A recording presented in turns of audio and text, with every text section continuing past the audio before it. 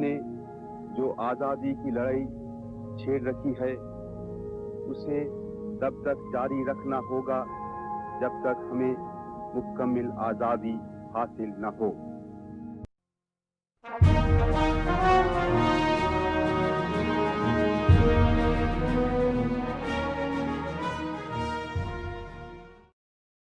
We have all heard about Subhash Chandra Bose, one of the most dynamic leaders of India's struggle for freedom.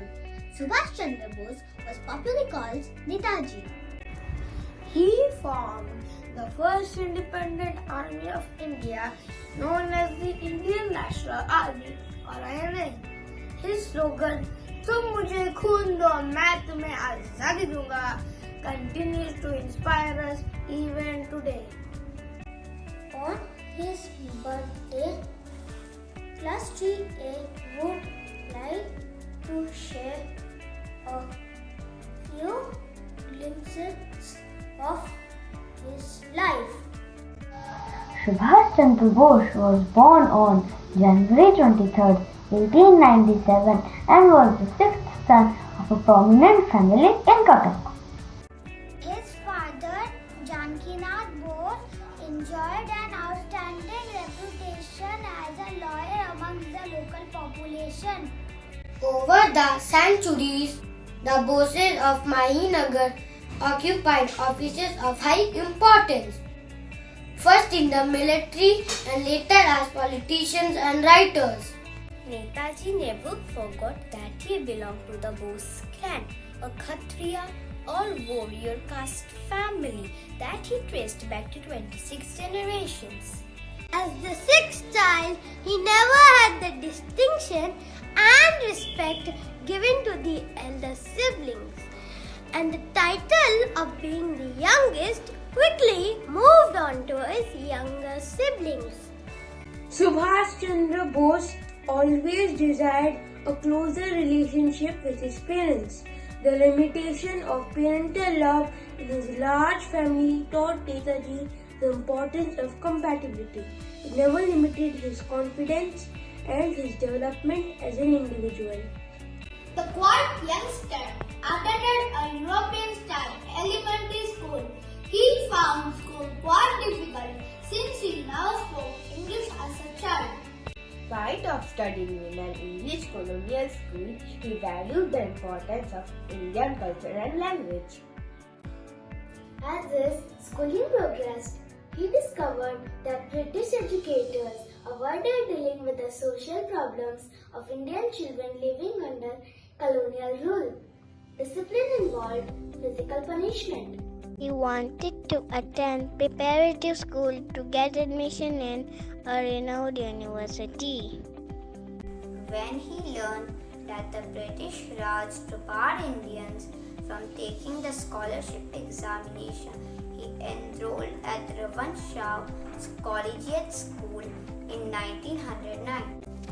At this undistinguished academy in his hometown, the shy, chubby boy ignored athletics and bullying and turned to books on Hindu philosophy and poetry.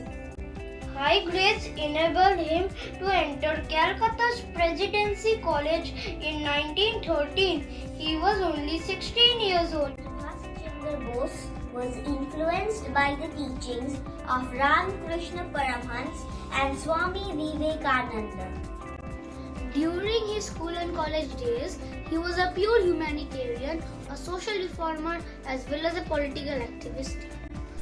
He also spent long hours practicing yoga. Netaji reached a true religious insight which in turn fostered social consciousness. He believed in the importance of music in a person's life.